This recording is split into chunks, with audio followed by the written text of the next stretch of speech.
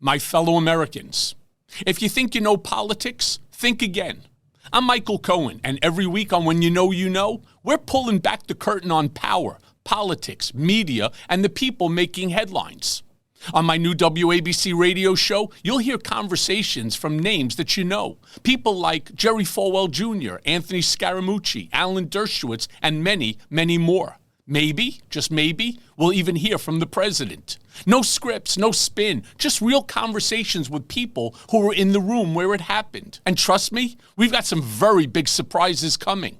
Look, I've spent years at the center of politics, controversy, and power. I know the players, I know the stories, and now I'm bringing you inside. When You Know, Sundays at 5 p.m. on WABC Radio, and When You Know Unleashed, wherever you get your podcasts. Because with me, you never know who's going to show up.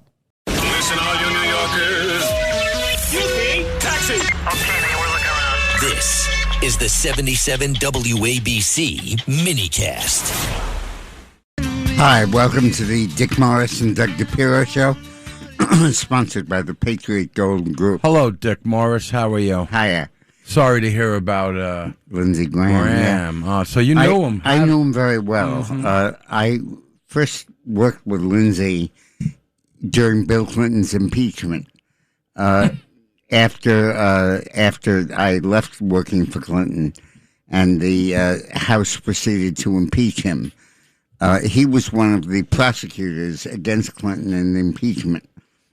And while I was opposed to the impeachment, I made clear that Clinton did do what he did with Monica, and I felt that there was real justice on the Republican point of view. So I was in touch with Lindsey a lot during that period, and actually helped him write some of his stuff.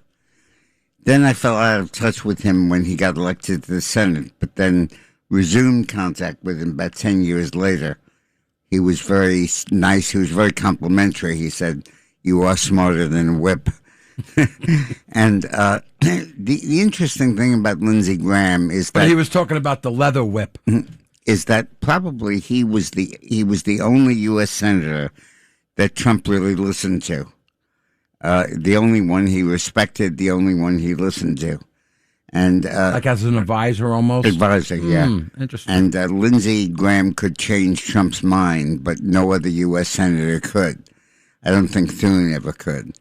And it's a real loss because he was one of Trump's close advisors.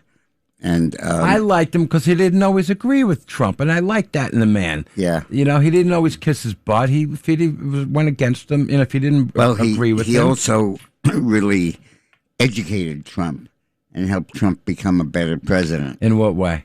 Well, he briefly had him understand the Senate better, understand the personalities. Right now, I think he's playing a large role in getting the SAFE Act passed, the Photo ID Act. And he was always a very good intermediary between the Senate and Trump. And we really miss him a lot. That's too bad. And they say we don't know how he died. Yeah. They said a sudden and unexpected illness. Yeah.